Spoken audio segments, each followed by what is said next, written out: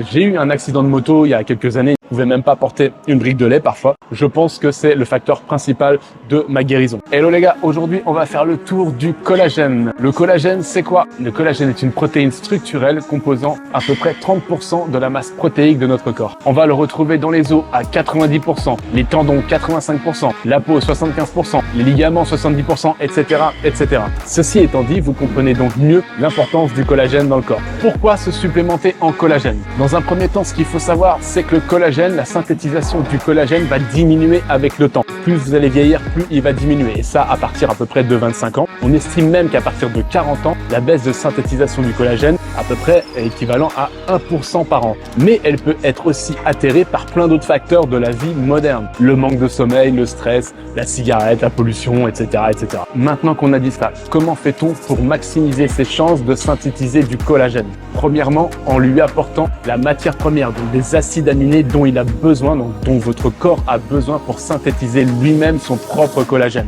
L'hydroxyproline, la glycine, l'hydroxylysine et la proline. Et où trouve-t-on ces acides aminés? Eh bien justement dans du collagène. Donc le collagène va vous apporter la matière première et dans un second temps, va être précurseur d'ordre à la synthétisation de votre propre collagène. C'est-à-dire que quand vous allez ingérer du collagène, votre corps va comprendre qu'il va devoir synthétiser son propre collagène. Maintenant qu'on a compris le processus, pourquoi se supplémenter? Eh bien tout simplement, pour la plupart des personnes, notre alimentation moderne ne nous permet pas d'avoir suffisamment de matières premières. Et deuxièmement, en passant par la voie de la supplémentation, vous allez utiliser un collagène hydrolysé, on va dire prédigéré, qui va effectivement faciliter son absorption. Comment choisir son collagène? Dans l'absolu, il faudrait se procurer les certificats pour voir si la matière est saine, les certificats bactériologiques, les certificats pour les métaux lourds, etc. Connaître le taux d'hydrolysation, qu'il soit suffisant et bien fait. Et pour cela, le plus simple, c'est d'utiliser une marque qui utilise le label Peptan, qui vous assure une qualité maximale. Et encore mieux que ce soit dans le cas du collagène de type 1, utilisez le Dalton 2000 qui vous assurera une meilleure hydrolysation. 2000 veut dire que le poids moléculaire est de 2000 Dalton.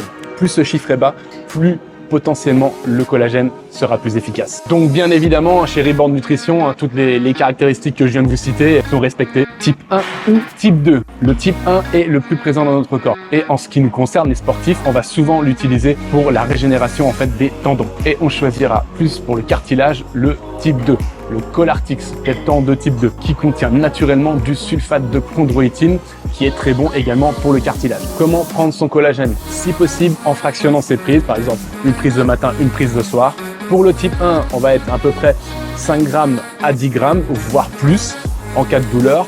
Et pour le collagène de type 2, on va être sur du 1 gramme à 2 grammes. Le collagène est mon expérience. Je prends du collagène de type 1 tous les jours depuis plus de 5 ans. Qu'est-ce que ça m'a apporté comme bénéfice? J'ai eu un accident de moto il y a quelques années, une dizaine d'années.